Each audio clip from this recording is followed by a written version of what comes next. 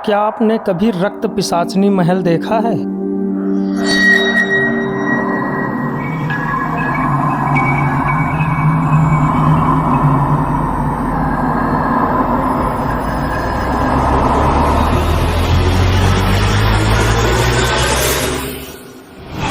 इसे रक्त पिशाचनी महल क्यों कहा जाता है? ऐसी क्या वजह है?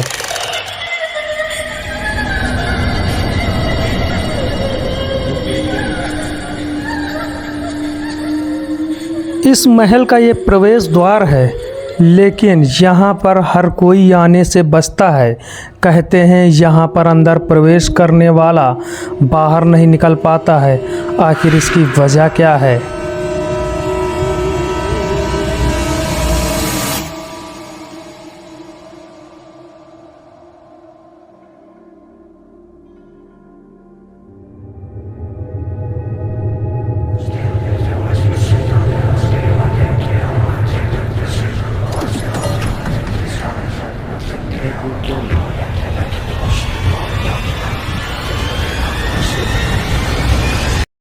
तो चलिए आपको मैं इस महल के इतिहास की ओर लेके चलता हूँ।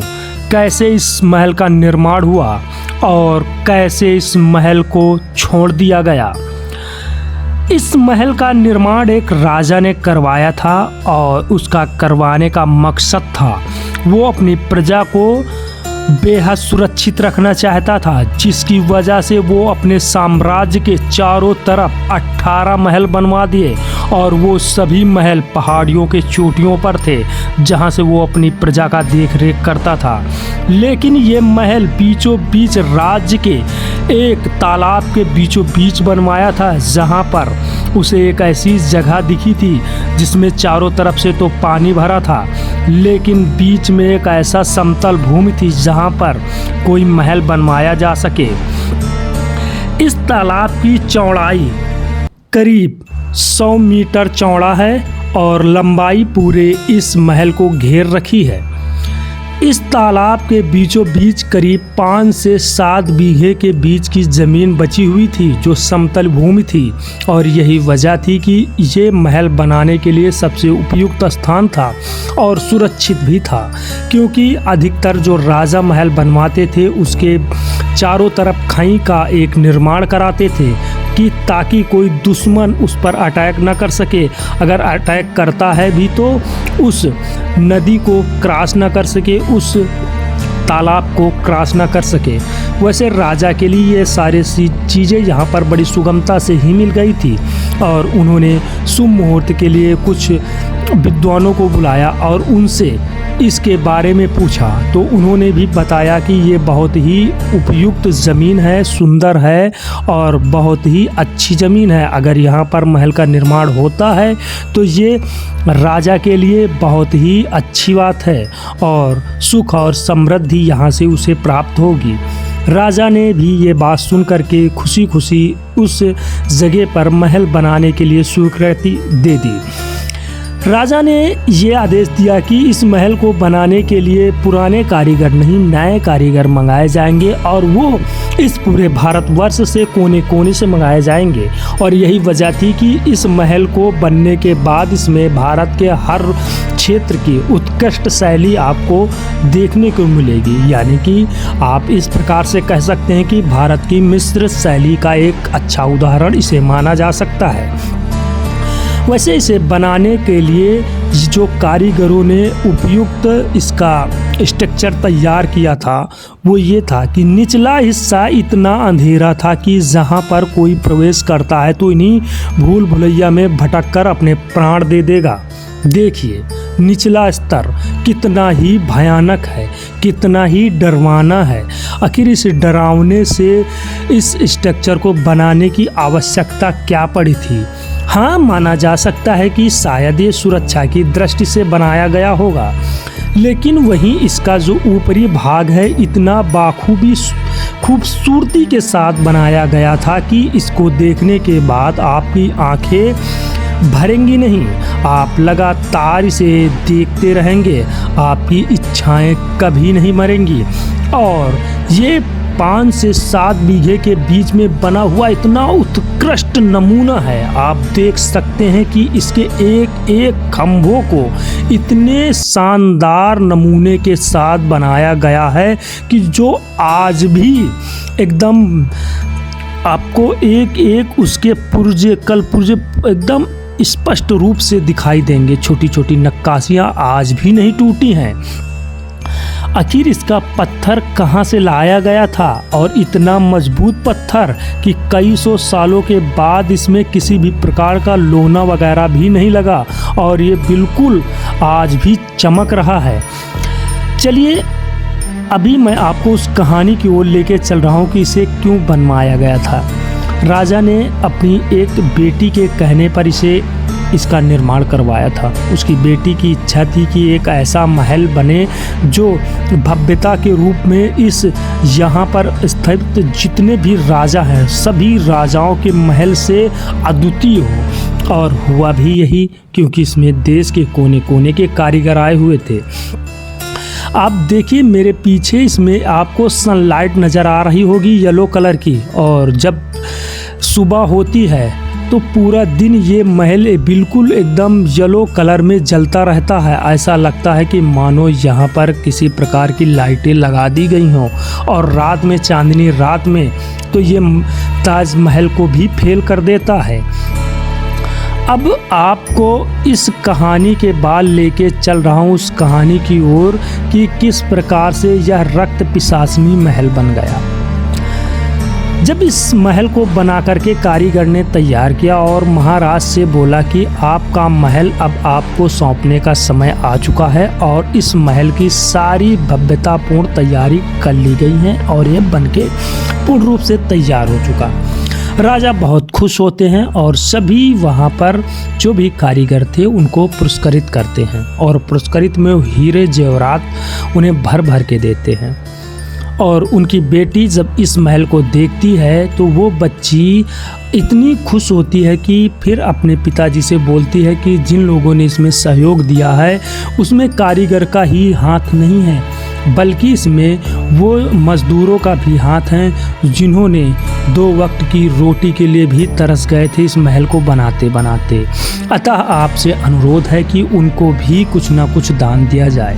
पिताजी अपने बच्ची से बहुत प्यार करते थे और उन्होंने उसके कहे अनुसार सभी मज़दूरों को भी धन से सुसज्जित किया था। और उसके बाद इसका गृह प्रवेश हुआ। इस महल के प्रवेश के लिए एक भव्य आयोजन किया गया था। कहते हैं कि उस आयोजन के दौरान यहाँ की जो प्रजा थी वो भी आई थी, लेकिन उनको इस महल के अंदर प्रवेश करना वर्जित था। बाहर ही एक विशाल टेंट लगा था और उसी टेंट में सभी प्रजा ने भोज किया। भोज करने के बाद वापस चले गए, लेकिन उनमें से 3 युवतियाँ थीं जिनकी उम्र 17 से 18 साल थी। उन्होंने इस महल को देखा और देखने के बाद उनके मन में लालसा हुई कि क्यों ना इसके अंदर प्रवेश किया जाए। तीनों सीधा उस महल के अंदर प्रवेश के लिए आगे बढ़ने लगती हैं, लेकिन इसके पहरेदार जो उन्हें रोक देते हैं और बोलते हैं कि यहाँ पर किसी मामूली इंसान का प्रवेश वर्जित है। इससे उनको बहुत ही दिल में आहत होती है कि वो इस महल को नहीं देख पाए। अब वो इस महल को भुला नहीं पा रही थी। उनके मन में लगातार इस महल को देखने की लालसा जाग रही थी। वो तीनों युवतियाँ एक साथ बैठती हैं और विचार करती हैं कि इस महल में कैसे प्रवेश किया जाए और इसे कैसे देखा जाए कि ये कितना भव्य महल है। उन्हें नहीं पता था कि इस महल के अंदर प्रवेश करना उनके लिए कितना जोखिम का काम है, क्योंकि वो एक आम जनता हैं। लेकिन उन्होंने इसकी परवाह किए बगैर ही आगे बढ़ जाती हैं और वो इंतज़ार करने लगती हैं रात को। रात के करीब 12 बज रहे होते हैं और ये उस पगडंडी से होकर के उस महल की ओर प्रवेश कर जाती हैं, क्योंकि उस समय पहरेदार सो रहा होता है, और बचते बचाते उस महल के अंदर पहुंच जाती हैं। और इस वक्त मैं जहाँ पर हूँ यहीं से होकर के वो अंदर आई हुई थी और ये उसका प्रांगण था, यानी कि निचला हिस्सा था। वो यहाँ से होकर के धीरे धीरे चारों तरफ घूम करके इस महल को देखना शुरू किया और जब वो ऊपर की ओर पहुंचने लगी तो उन्हें देख करके खुशी का ठिकाना ही नहीं रहा। इतना खूबसूरत महल जिसे देखने के बाद उनको एक अलग ही अनुभूति महसूस हो रही थी। वो अपने आप को आनंदित महसूस कर रहे थे। तभी अचानक उन्हें कुछ ऐसा सूझा कि वो वहीं पर खेलना शुरू कर दिया। स्थिति ये हुई कि खेलते खेलते रात के 3 बज जाते हैं और राजा का जगने का समय हो जाता है। राजा जैसे ही जगता है तो वो युवतियों का उन महल के ऊपर खेलते हुए देखते हैं। उन्हें क्रोध आ जाता है कि उन्होंने आकर के महल को गंदा कर दिया। वैसे किसी बच्चों को खेलने से महल कैसे गंदा हो जाता है। अब ये उस राजा की ही सोच थी। उसने एक झटके में तलवार उठाता है और उन तीनों युवतियों का सर धड़ से अलग कर देता है। कहते हैं कि उसके बाद वो युवतियों की आत्मा उसी महल में घूमने लगी और राजा को परेशान करने लगी, क्योंकि उनको जिंदा रहते ही ये महल बहुत ही भा गया था। अब मरने के बाद वो कहाँ छोड़ने वाली थी। उन्होंने उनकी बच्ची को भी परेशान करना शुरू कर दिया और उनकी पत्नी को, यहाँ तक कि वहाँ पर जितने भी पहरेदार थे वो एक एक करके राम को प्यारे होने लगे। उनकी मौतें होने लगी।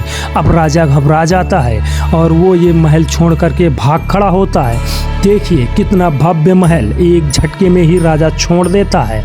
और कहते हैं कि आज भी वो आत्माएं इस महल में घूमा करती हैं, लोगों को आज भी वो दिखती हैं। और कहते हैं कि कभी कभी इस महल के पास से जब गांव के लोग अपने जानवरों को लेकर के गुजरते हैं तो उनके जानवर दूध देना बंद कर देते हैं। आखिर उनके जानवरों का दूध देने से और इस महल का संबंध मुझे नहीं समझ में आया। मैंने इस जो भी अंधविश्वास है इसका जरा सा भी समर्थन नहीं करता हूँ। और ये सारी कहानियाँ ये मेरी नहीं हैं, जहाँ की जो लोगों की किद्वंतियाँ हैं उन्हीं के द्वारा ही बताई गई हैं। उसके बाद यहाँ से राजा इस महल को छोड़ करके चला जाता है और नया भव्य महल वीरान हो जाता है। कहते हैं कि एक बार एक लड़की यहाँ से गुजरती है। वो यहीं के पास के ही गांव की रहने वाली होती है। इसकी चर्चाएं उसके कानों में रहती हैं और वो बहुत ही बहादुर और निडर लड़की थी, उतनी ही सुंदर भी थी। जब वो इस महल के अंदर आती है तो देख करके मंत्र मुग्ध हो जाती है और वो गुनगुनाते हुए चारों तरफ घूमने लगती है। इतनी ठंडी ठंडी हवाएं उसे बहुत ही आनंदित कर रही थी। अचानक उसका पैर फिसलता है और वो नीचे गिर जाती है। उसके बाद उसकी मृत्यु हो जाती है। गांव के लोगों ने बहुत ढूंढा, लेकिन उनको ये नहीं पता थी कि वो इस महल में प्रवेश कर गई है। जहां पर इस वक्त मैं हूँ, इसी प्रांगण में वो गिरी थी और यही वो जगह थी जहां पर उसकी मौत हो गई थी। जहाँ पर मैं आया हूँ वैसे मुझे भी डर लग रहा है लोगों की बातें सुनने के बाद, लेकिन मुझे ऐसी चीज़ों पर विश्वास नहीं है जिसकी वजह से मेरा आत्मविश्वास डगमगा नहीं रहा है। मैं जब यहाँ पर आया तो कई लोगों ने रोका था, बोला था कि ये एक भूल भुलैया है। यहाँ पर बहुत ऐसे दरवाजे हैं जो आज भी बंद कर दिए गए हैं, जो मैंने आपको शुरू में ही दिखाए। जहाँ से मैंने प्रवेश किया है वहाँ पर काफ़ी दरवाजे बंद थे, तो नीचे का हिस्सा आज भी बंद कर रखा गया है, क्योंकि लोग आते हैं भटक करके उन्हें दरवाजे में प्रवेश कर जाते हैं और फिर उन्हें बाहर निकलने का कोई रास्ता नहीं सूझता है और भूख प्यास से वो यहीं दम तोड़ देते हैं। लेकिन इस महल की जो नक्काशी है, भव्यता है, लोगों को अपनी ओर खींचती रहती है। लोग यहाँ पर आते रहते हैं और कोई ना कोई इन महलों में भटक करके अपनी जान गंवा बैठते हैं। वैसे मैं यहाँ पर आया हूँ, लेकिन बहुत सोच समझ करके कई लोगों को अपने साथ लेकर के आया हूँ।